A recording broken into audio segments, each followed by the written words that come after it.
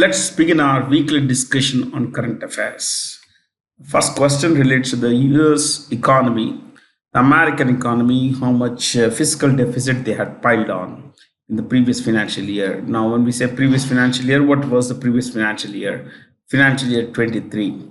Now, what exactly is the financial year? You can also call it the fiscal year, okay, or the financial year. Now, this is a 12-month period that's used to report incomes, expenditures for taxation and audit purposes. Okay, this 12-month period of financial year varies between countries. In India, we have it starting on the 1st of April, okay, ending on the 31st of March of the next year. Fair? So this 12-month period would be, it starts in, let's say, in 2023, ends in 2024, isn't it? So 1st April 2023 and ending on 31st March 2024. This would be called financial year 23-24, or better still, 24. The 24 indicates the year in which the financial year ends. Remember this. Oh, here in this case, the financial year ended in 2023. Now, as I mentioned, financial year 12-month period varies between countries. Like in India, we mentioned that it starts on the 1st of April and ends on 31st of March of next year. What about the United States? Let's go with the US. Let me clear this first. Okay, this would help actually clear. The US government goes with October, 1st October to 30th September. 30th September. This is a US government. Okay. Now, there are countries which go with the calendar year. Calendar year in the sense that they look at 1st of January to 31st of December. Where the calendar year is also the fiscal year or financial year. What are the countries we can look at? We can look at China. We can look at France, Germany, Japan. Where? So prominent countries, 3. What about something else? Let's say there are countries that start their financial year on 1st July and on 30th July. This 30th June. This is not writing well, my friends. So this is, you would find this in Pakistan, Australia, and Bangladesh. 3 major countries. Okay. So I took 2 examples from our neighborhood and one a little far away from where we are. So this is a 12-month period that countries look at. Now the US starts its financial year on the 1st of October, ends on 30th of September. But remember one thing, this is different for the US corporate sector. The US corporate sector takes a calendar year. So this is also applicable to the US corporate sector. So companies like Apple, Microsoft, IBM, they report their financial details for the 12-month period that starts on 1st of January and ends on 31st of December. Okay. So that's how it works, my friends. Now, in this 12-month period, usually a country, comes up with a certain budget for this, to manage its expenses, revenues, and everything. In this 12-month period, now let me clear this. And by the way, I just want to tell you more on this financial year thing. You see, the current financial year in India was adopted in 1867. Now, this was adopted by the British to align with the financial year back home. So their financial year would start on the 1st of April, end on 31st March of next year. So to align that, they had the same stuff in India as well. And we continued this as a colonial legacy. Okay. Let's go from here. And you may wonder what was there before 1867. Not much in terms of many companies were there. There was no law in the sense that no central law. It was 1st of May to 30th April. 30th April. So a month ahead, a month later, basically. Okay, a month ahead of the current financial year and a month, later than the current financial year, basically. So the US government borrows a lot of money. I was talking about revenues and expenditure. Usually what happens is the people like us, we look at our incomes and then adjust our expenses to the incomes. So let's say you have 100 rupees. You would tailor make your expense to suit that 100 rupees. But countries work differently. Countries work in the opposite way. They look at their expenses. Okay, I need this money for defense purposes, social welfare policies, interest payments, pension payments, administrative costs. Yeah, all these different schemes. I have all these expenses. My revenue, my expenses are, let's say, I'm just giving an example, okay? 38 rupees, 38, figure 38. My expenses are 38, but my revenue is, 31. So the difference is 7. The difference is 7. So my expenditure is 7 more than my revenue. Where will this, where will this revenue, this 7 come from? Borrowing. Where is it? Borrowing. So government borrows. This borrowing is called fiscal deficit. This is commonsensical approach, okay? There is a technical definition. I don't want to get into that particular thing, but this is how it is, my friends. Okay? Simply the borrowing. See, this is not just, that 7 you are borrowing. You don't have another 7. First, you didn't have the 7 there, 31, 38, the difference there. Now you're borrowing another 7. So it's actually 14, technically speaking. But then, countries borrow all the time. In fact, it's a good sign, it seems. I'm not very certain about this, but that's how it is. Okay. So there is a definition that talks of fiscal deficit being in non-debt creating revenues and everything. Don't get into that. Basic commonsensical approach. Okay. Now, the US government keeps borrowing money. The total debt as of today, my friends, the total borrowing as of today is $33.6 trillion. Now, how much is India's borrowing? India's external borrowing is about $614 billion.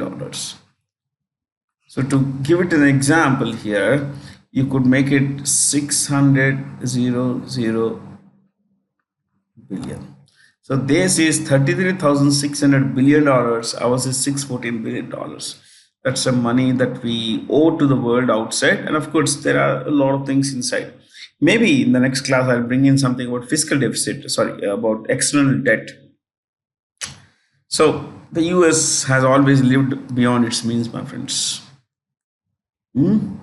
Always lived it beyond its means. So let's go from here. I guess, subtitles are coming in. Let's clear this. We do stop subtitles. Yes, we stop. Against this complex backdrop is what's written there. There's some extract I took from the World Energy Outlook report. You see that I mentioned in the question there.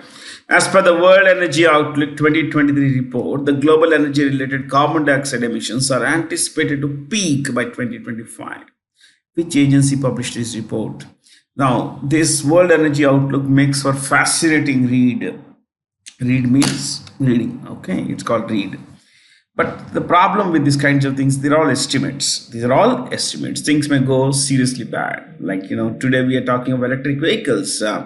Maybe there could be an environmental hue and cry over extraction or the extraction industry indulging in bringing out nickel, lithium, and all that stuff. So that would damage the environment in its own way. You understand that? And disposing of electric vehicle batteries is another problem. So as of today, the International Energy Agency says that things are likely to peak by 2025. It's maybe unlikely because if the economic activity does not go beyond the current level, then it may not peak as soon as they say, that is 2025. It may take another 5 to 10 years, my friends. Yeah. So should you not learn a little about these agencies? Why don't you write this? I will go a bit slow here so that you could write a bit, a note in terms of the head office as well as the chief of this organization. The International Energy Agency, please write this. And it's headed by, okay, let's write where is it located. It's located in Paris, headquartered in Paris, and it's headed by a guy called Dr. Fatih Birol of Turkey. Of Turkey, you can say Turkey, no harm. No harm, absolutely no harm. Fair? So, there we go. Paris headquarters and Dr. Fatih Birol. Let's clear this. UNESCO, it is United Nations Educational, Scientific and Cultural Organizations. This is headquartered in Paris, just like the IEA, and it's headed by this French woman named Audrey Azoulay. Audrey Azoulay. Audrey Azoulay. Then we have World Meteorological Organization. This, what does it do? You could write this. Well, of course, it kind of brings member countries together to cooperate on weather-related patterns, climate-related patterns, and all that. So you write this. It's headquartered in Geneva. Most things like this are in Geneva. World Meteorological Organization, Geneva. Then it's headed by a guy called Abdullah Al-Mandous. Abdullah Al-Mandous of the United Arab Emirates. Okay. International Maritime Organization. Well, it regulates international shipping. It's headquartered in London, and it's headed by a South Korean named Kitak Lim. Kitak Lim, South Korea. You would know about the IMF, yeah, International Monetary Fund, headquartered in Washington, D.C. And it's headed by Kristalina Georgieva. Kristalina Georgieva.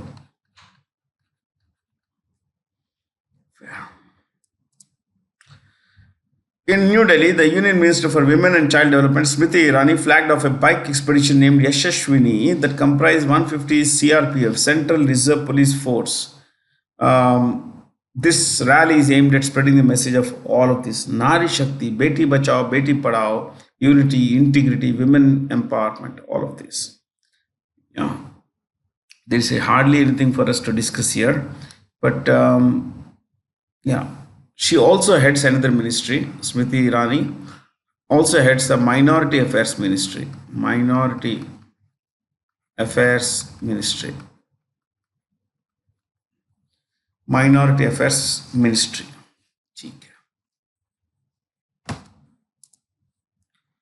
Bharat Techs 2024, the world's biggest ever tech study event, will be held in February 2024 in Dwarka, New Delhi, my friends. Okay, Dwarka is a suburb of Delhi. Basically, it's a part of Delhi. So technically, it should have been New Delhi. Okay. I want to tell you something more here. Who is the textiles minister? The textiles minister in India is Piyush Goyal. Yeah, Piyush Goyal. Textiles minister. He also heads consumer affairs, food and public distribution. I think these are the ministries he holds. Consumer affairs, food and public distribution.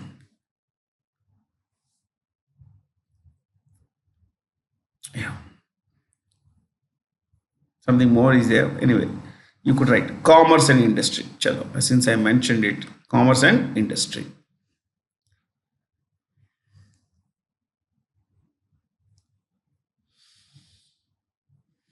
Pochampally is quite famous for its saris. Yeah, certain kind of design called Pochampally or Ikat Pochampally Ikat design. Since the word Dwarka is mentioned here, though it's what I'm going to share is not related to this. Okay, you must have heard of the city of Dwarka. Dwarka is in Gujarat, the city, okay, of it's home to the great, temple, great Dwarkadish temple. Dwarkadish temple. Dwarkadish Mandir. This is dedicated to Bhagwan Sri Krishna. Sri Krishna.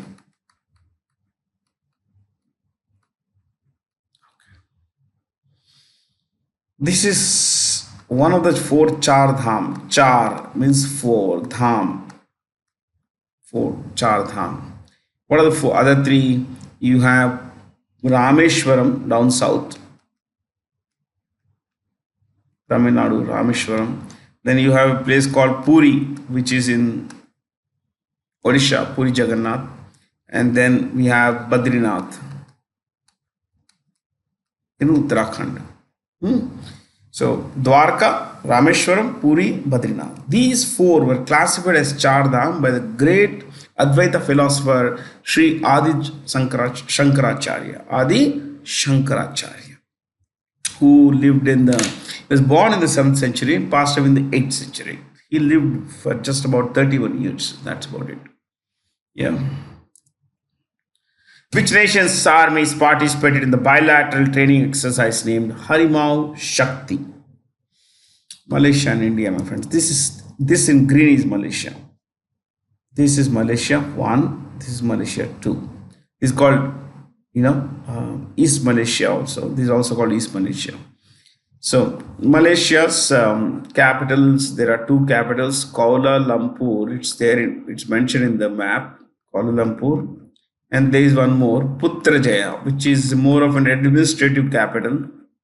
Putrajaya. Kuala Lumpur and Putrajaya. Okay?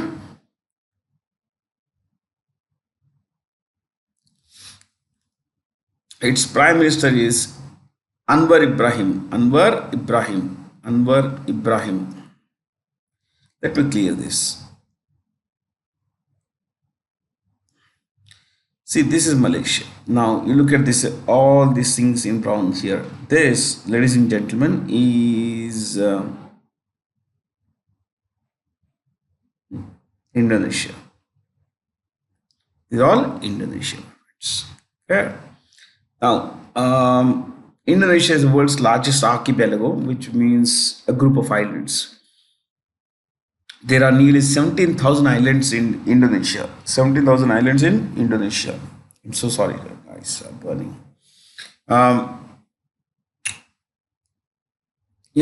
Currently the capital of Indonesia is Jakarta. Jakarta, but they are changing the capital because Jakarta is sinking. And the new capital will be a place called Nur Sultan. Nur Sultan. Where is this? It's here. This is the province of Kalimantan. Province of Kalimantan. So on the province of Kalimantan, you have the new capital, Nur Sultan. It's a planned city. So fair. You have names like Taiwan, Philippines and all that. Yeah. So you have Philippines here. This is in pink is Philippines. Where? This is Philippines. This is Taiwan here. Taiwan's capital is Taipei, and its president is Tsai Ing-wen. Tsai Ing-wen. Coming to Philippine president, the capital is Manila, Manila, Manila, and the president is Marcos Bongbong. Yeah, that's the name. Okay, let's go from here. Those of you not familiar, this is Singapore, my friends. At the tip of the Malaysian peninsula, you would find Singapore. People often talk about, going to, what do you say, Indonesia, Bali and all. You know where is Bali? This is Bali. You see this small island here? That's Bali. Tiny place. It's a Hindu island in the predominantly Muslim country named Indonesia. In fact, Indonesia is the world's most populous Muslim country. The Indian Army will start phasing out the first lot of the vintage Cheetah and Chetak helicopters from 2027 on the completion of their total technical life. See, the Indian Army has about 190 Chetak and Cheetah helicopters, 190, of which 134, I remember this because I read it recently, 134 are over 30 years old. Can you beat this? Okay. Yeah, that's a very big number, my friends. So what are these helicopters being replaced with? Utility, light utility helicopters, helos or helicopters. So these light utility helicopters will be built by Hindustan Aeronautics Limited, most likely by HAL. I'm so sorry. Okay, chalo. To curb evasion, the European think tank EU Tax Observatory recommended a global minimum tax of 2% on billionaires' wealth, which could generate $250 billion annually. See, as of today, there are 2,600 billionaires in the world. No, not 26. There must be. The number varies, 26 to 2,700 billionaires. Okay? They are talking of 2% tax on this. 2% tax. How much is the total wealth of these guys? The total wealth of these guys is $13 trillion. Or you can say $13,000 billion. 1 trillion equals 1,000 billion. So, what we say, $13 trillion is $13,000 billion. Can you beat that? Just 2% will yield about $260 billion, my friends. That's a lot of money, isn't it? But unfortunately, the system doesn't work like that. Who is going to tax? If a billionaire is a citizen of two countries, who is going to tax? There are a lot of complications in these matters, my friends. Yeah. And I believe that if people had worked hard to generate that wealth, they shouldn't be unfairly targeted.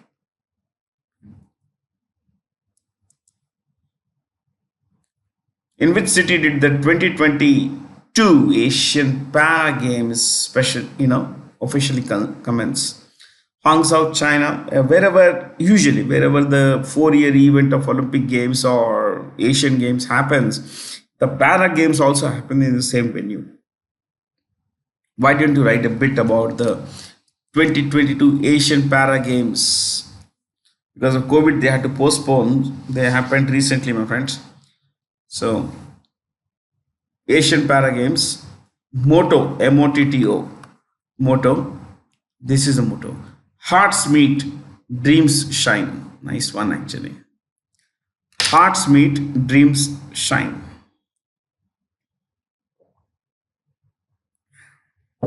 Next. Mascot. Mascot. This is it.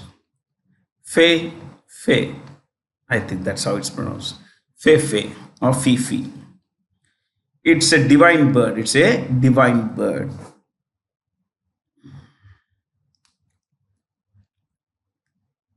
Who finished in the top in the medals tally? China. Rank. I'm putting rank so no dots after one. Rank. One. China. I think it is 214 gold medals and 512 total. 512 total medals. Think about it, my friends. 512 or 521. I think I'm a little confused here, but I think it's 521 because it goes like that. That's how I remember. 521 from higher to a lower number. 521 total. A total of 521 medals were won by Chinese, specially specially abled, differently abled athletes. What about India? India was 5th overall, and India broke its own record, 29 golds, my friends, and 111 totals. 111 total. So 29 gold medals is a record, my friends. Is a record. I'm so sorry.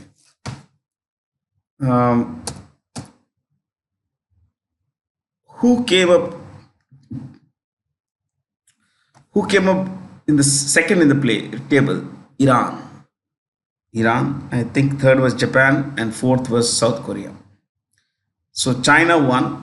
1 China, 2 Iran, 3 Japan, 4th South Korea, 5th India, my friend. The 5th place was India with 29 golds. This is the highest number of medals we have ever won in a Asian para games. Okay. Which regulatory body announced its second global hackathon, Harbinger Innovation for Transformation, with theme Inclusive Digital Services? The Reserve Bank of India. It has invited, financial, digital experts and all, financial tech experts, fintech experts. It has invited all industry leaders to come up with certain things, certain kinds of tools which will take or improve accessibility to for disabled persons. But as of today, things are not very good for disabled persons, and the RBI has said that whoever presents the best solution will get a 40 lakh top prize. 40 lakh is the first prize, 20 lakhs is the second prize. Okay, to give you an idea of who heads this, Reserve Bank of India, Shaktikanta Das. PFRDA is Pension Fund Regulatory and Development Authority. Pension Fund Regulatory and Development Authority.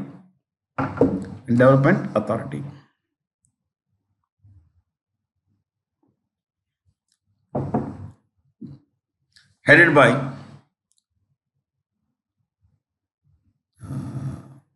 PFRDA. Deepak Mohanty. I think Deepak Mohanty. Sebi Madhavi Puri Bhuj.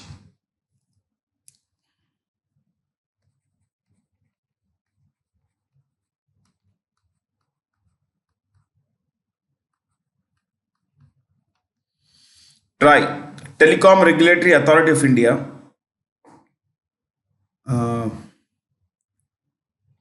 Headed by P.D. Waghela.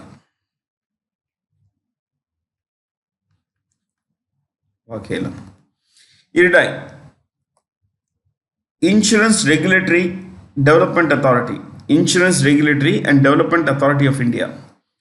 Debashish Panda.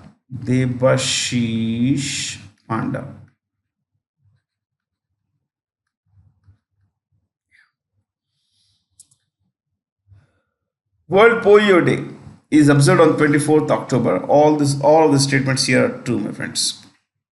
Okay, why?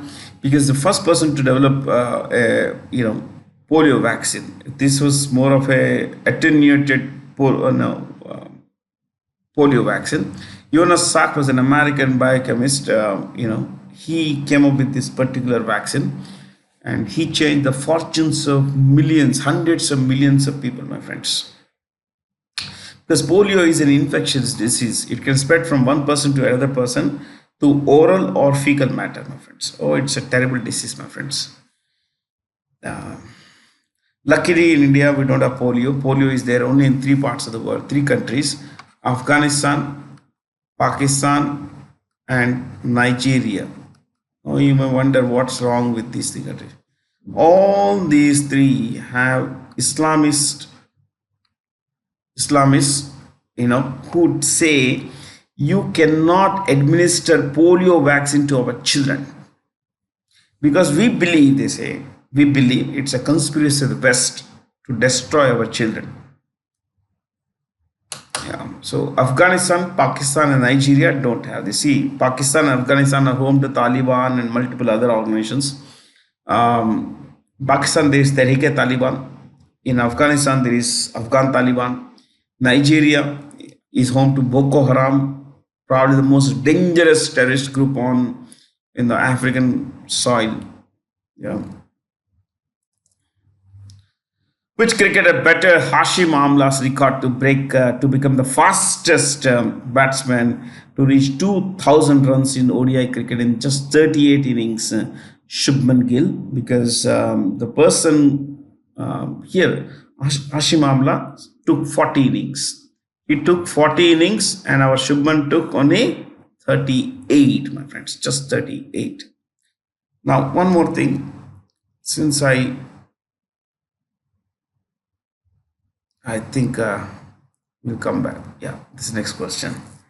Shubman Gill is, he is a former under-19 vice captain, also man of the player in the previous under-19 World Cup. Okay. The United Nations Day is observed on 24th October. Every year it's observed on 24th October. That's the day the UN Charter was adopted. October 16th, World Food Day. World Food Day. World Food Day. October 17th. October 17th, International Day for Removal of Poverty.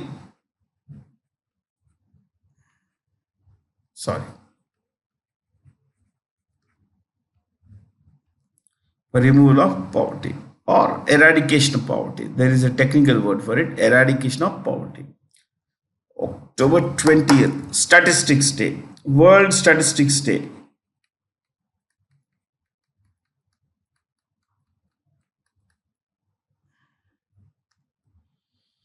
Next, October 29th, World International Day, Internet Day. Internet Day, International Internet Day. Okay. Whom of the following Indian jurists were recently bestowed with the prestigious award for global leadership by Harvard Law School? Dhananjaya Yashwant Chandrachud. Dhananjaya Yashwant Chandrachud. He is the Chief Justice of India. He studied BA in Math and Economics. Okay, from St. Stephen's, Delhi, considered one of India's top, grad colleges. St. Stephen's. From there, he did a law from Delhi University. Okay, Delhi University, and then he went to the US. He went to the US where he studied at Harvard. He also did a PhD at Harvard. Can you beat that? Okay, he did a PhD at Harvard. So, his father was Yashwantrao Vishnu Chandrachud, who was the longest serving Chief Justice of India. Find out when did he serve. Okay, I shouldn't tell you everything, isn't it?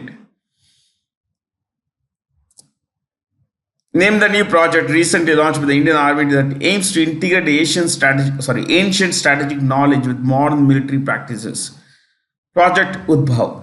Now, this has made a lot of people uneasy because they say that in modern warfare there is no place for ancient techniques and all that. I think that would be too simplistic an argument, too easy to say no, what you're talking is wrong. Okay. So anyway, as of today, the idea is to bridge historical and contemporary, modern printing, historical and modern. I'm so sorry. Historical and modern military practices, not printing practices, military practices. I wonder what I was thinking actually. Anyway, see, at the time this was started, there was this demand about from a section of the armed forces that we should not you have any project that takes us back in time, that would make us nostalgic for, oh, we had great times, great strategies. They may not really work now. Now they say that especially in light of the dual threat from Pakistan and China, we should not harp on the ancient past. We should look forward to a better future. So the government of India says that precisely for the reason that we need to keep an eye on the future, especially on our two enemies, we need better practices. It would be a fallacy. It would be foolhardy to say that whatever man knows today is the right thing. Wars were fought in the past. They have been very, they have been violent. They have been swift. They have been decisive. They have prolonged. So there must be something, behind each of this, as to why things happen like that. So if you could learn the best, it's just learning the best and adopting and integrating them with the modern practices. By the way, Indian Army is headed by General Manoj Pandey, which leading financial institution introduces cutting-edge digital platform named Expressway for paperless self-service banking. I'm not going to discuss these banks. HDFC Bank, my friends, is headed by CEO Sashidhar Jagdishan. ICICI Bank CEO is Sandeep Bakshi.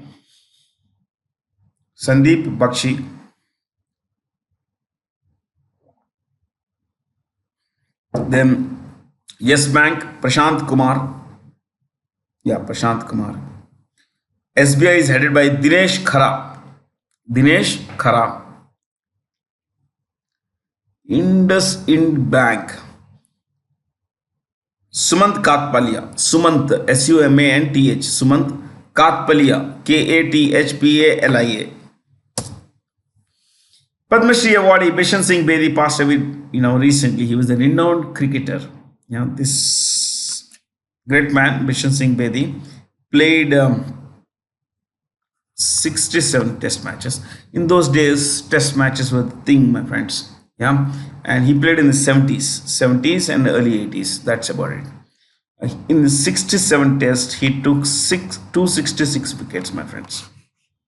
Phenomenal. Okay. I think the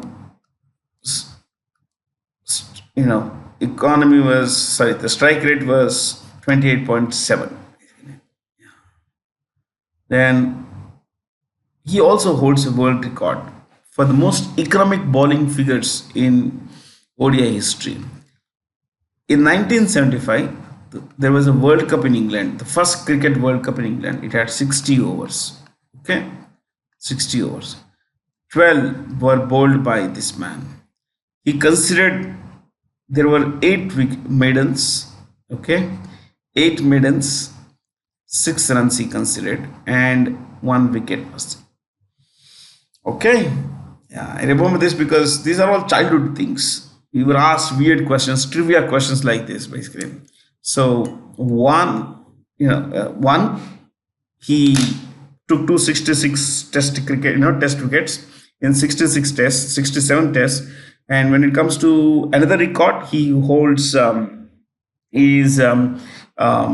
most economical bowling figures in ODI history. As I mentioned, in 1975-79, the Cricket World Cup had 60 overs basically. Okay, most one days had 60 overs, and he finished his quota of 12 overs. 12 overs. He took 8 maidens. He took 1 wicket for 6 runs. He bowled 8 maidens, my friends. That's a phenomenal thing.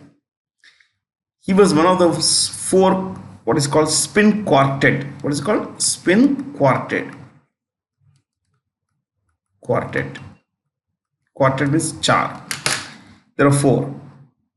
Bishan Singh Bedi, 1, 2, Erapalli, what is it? Erapalli Prasanna, 3, Bhagwat Chandrasekhar, and 4th was Srinivasa Venkatraghavan. To repeat, Bishan Singh Bedi, what's his name? Erapalli Prasanna, Bhagwat Chandrasekhar, and Srinivasa Venkatraghavan. 4 basically. In those days, it was quite famous. Which is the first country in the world to test fire an electromagnetic railgun from an offshore platform? Japan did this in light of the two threats, North Korea and China. So it's basically a gun which fires short missiles at Mach 7 speed, 7 times the speed of sound. Don't start that. Yeah. So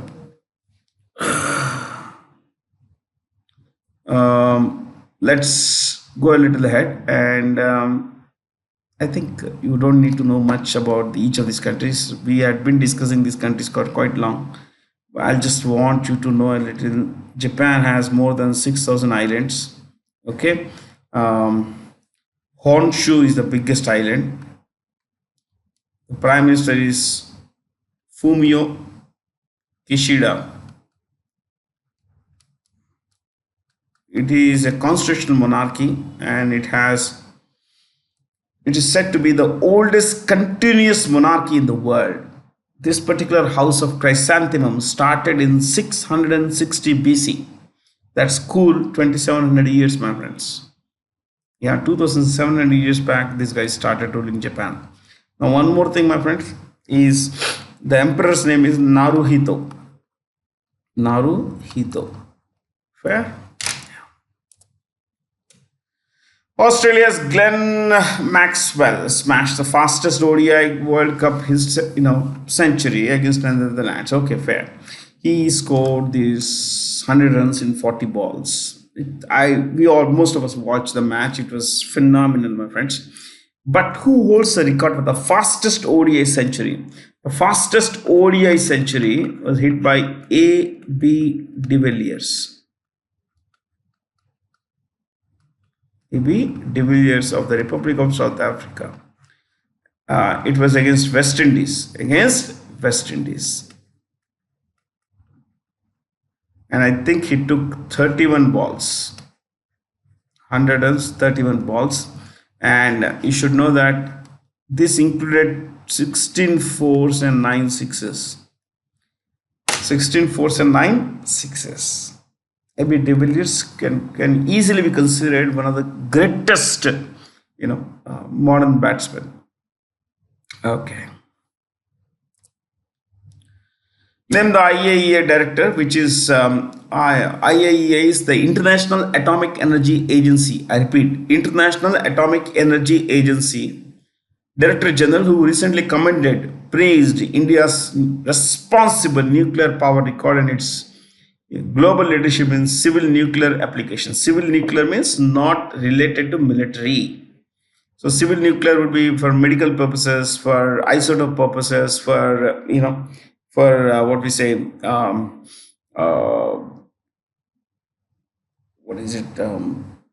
civil energy generation, power generation, everything. Military use would be for bomb making, nothing more than that. So the IAEA's job is to inspect nuclear power plants that are declared civil nuclear power plants.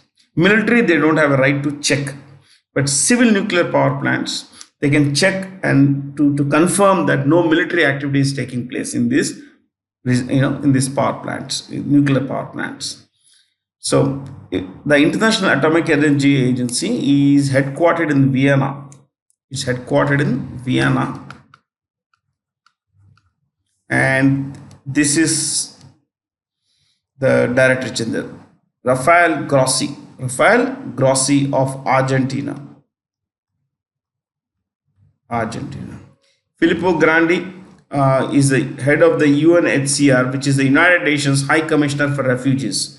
United Nations High Commissioner for Refugees, and he is from Italy.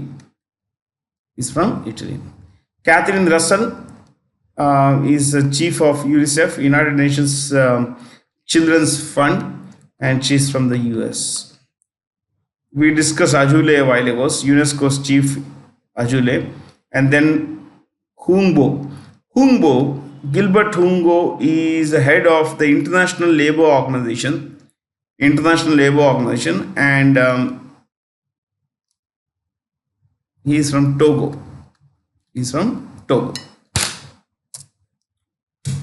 With which country did China hold the 25th round of boundary talks and signed the cooperation agreement? Well, this is a problem. China says this stretch is ours. China always claims other people's territories as its own. You can see this across, my friends. So this is a dangerous thing, but then you can barely do anything about this. But till 1975, Sikkim was not a part of India. So Sikkim became a part of India in 1975. Bhutan has no diplomatic relations with any of the permanent 5 members of the UN Security Council. Yes, it has no diplomatic relations with China, with the US, with France, with Britain, with Russia. Yes. Okay, and I just want to tell you, this is the Siliguri corridor. This is the narrowest corridor in India, my friends. I think it's about 34 kilometers east to west. So this is called chicken snake. This is also called chicken snake. Why neck? Chicken snake is vulnerable. It's vulnerable. So this could be, this is vulnerable enough to be severe kind of thing. If an enemy nation like China occupies a chicken snake, the entire whole of northeast India would be cut off from other parts of India. There's a problem there. Bhutan's capital is Thimphu. I'll stick to a couple of countries. Bhutan's capital is Thimphu, and its prime minister is Lote Shering.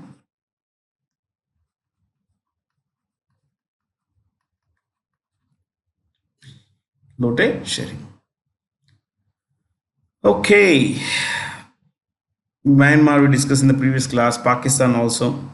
Russia, the capital you all know is Moscow. And the prime minister is Mikhail Mishustin. Mikhail, important words, I'll capitalize. Mishustin. That's the prime minister of Russia.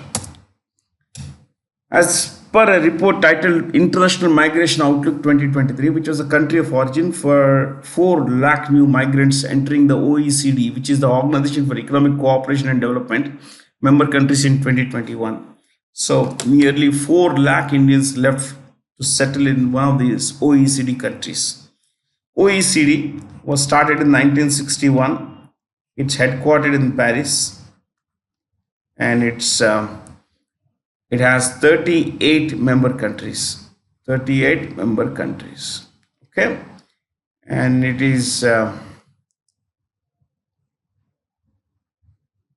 think this should be fine. It is headed by. Chalo, koi baat nahi. It is headed by Matthias Cormann of Australia. Yeah, Matthias Cormann of Australia. So a lot of these Indians leaving in search of better things. See, people leave in search of employment, a better quality of life. Climate change is one of those worrying things today. Crime, rising crime, unemployment. I mean, there are a lot of factors why people leave.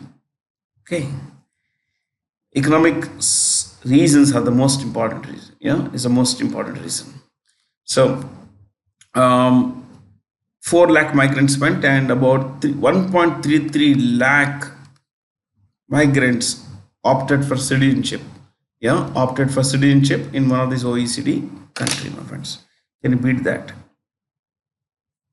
Yeah, the whole of Europe, you can say Western Europe, yeah, Australia, New Zealand, you have South Korea, you have America, Canada, which are members of OECD. Yeah. Which country made history with the record 4th Rugby World Cup 2025 title? South Africa. Why didn't you write 2023 World Cup? Underline that. Winner, Republic of South Africa. Runner-up, New Zealand.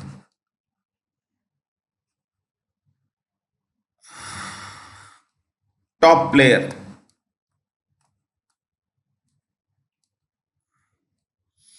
Top player, Owen Farrell.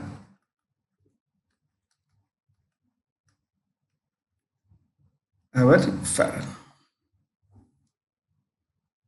Oh, he is from England. He's from England. Australia will host the 2027 World Cup, my friends. 2027 World Cup. The 2027 edition will be held in Australia. Marks and Spencer India opened its 100th store in India. I mean, it's a British company, my friends. It's a London-based company. It's a London-based company. It was started by 2 persons, Michael Marks. Oh, it's an old company, Michael Marks, and Thomas Spencer. Thomas Spencer. I want you to know a little more, my friends, here. That is, the CEO is Stuart Manchin. Stuart Manchin.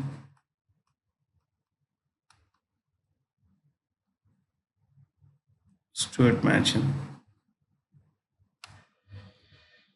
Okay, he's the CEO. How big is this company? It's a $11 billion company, my friends. $11 billion company. So that's 1 lakh. Yeah, nearly 95,000 crore company, my friends. JackPay received an in-principle authorization from the RBI to operate as an online payment aggregator. JackPay is a payment gateway platform of MobiKwik. MobiKwik is one of the first digital wallet companies. This company, my friends, is started by 2 persons, Bipin Preet Singh, and what's her name? Taku. Some Taku. Yeah, Upasana Taku. Yes. Upasana Taku. Okay. So I think you know the rest here. We've been discussing the choices quite often. One more thing, you can Paytm. Vijay Shekhar Sharma. Vijay Shekhar Sharma. By partnering with which group or association did India conduct a maiden joint naval exercise in the Gulf of Guinea? This is the Gulf of Guinea. See here. This is the Gulf of Guinea. You can see here. This area. Okay. You may wonder where is Guinea. There are multiple countries here which are called Guinea. One is this tiny country. Okay. Equatorial Guinea. You see this here? This one. This is Equatorial Guinea. Then there is Guinea-Bissau. Where are you? It's here. Guinea-Bissau. Bissau is mentioned because of, to differentiate from another. Bissau is the capital. There is another one. Yeah. This is also called, Conakry. This is also called Conakry. That's the capital actually. Why don't you write this? Guinea Conakry, Guinea Conakry,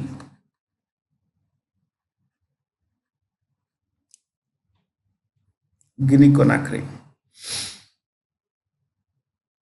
Okay, chalo. Recently they had a coup also. They had a coup which was led by a man called Mamadi. These are difficult to pronounce names, difficult to remember also. Mamadi Doom Bauya. Mamadi Doom Boya, the interim president of Guinea.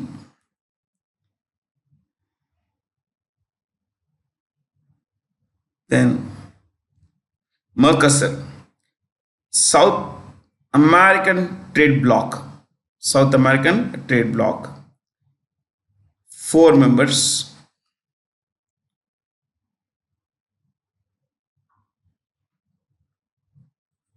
Paraguay, Uruguay, Argentina, Brazil. 4 countries, my friends. Paraguay, Uruguay, Argentina, Brazil. They have a common economic union. There is a 5th member, Venezuela, but Venezuela remains suspended. Recently, the African Union was made the 21st member of the G20, and the African Union has 55 members. And you should know that it's also usually called AU Commission. AU Commission is a political wing, my friends. It's headed by President Moussa Faki. Moussa Faki. He belongs to Chad, the tiny, very dangerous country, Chad. Moussa Faki. African Union Commission.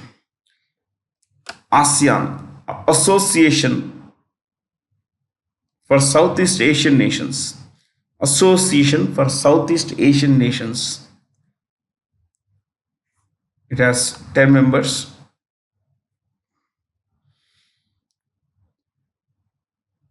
There is no head office. Technically, the ASEAN has no head office, my friends. I'm sorry. The ASEAN has a head office. I'm so sorry. ASEAN has a head office. I was thinking of the G20. ASEAN has a head office in Jakarta. It has 10 members and it's headed by Kim Hoon.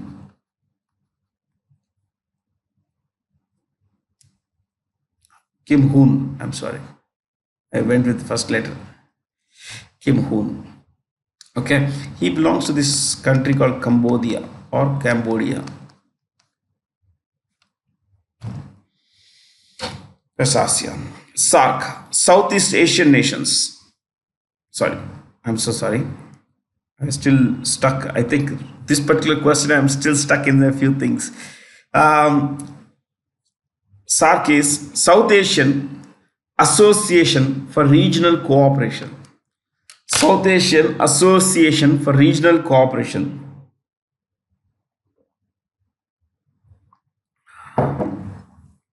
South Asian Association for Regional Cooperation.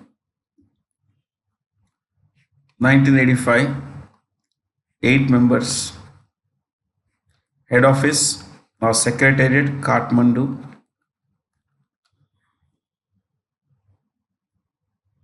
Headed by Secretary General Ghulam Sarwar of, I think, Bangladesh.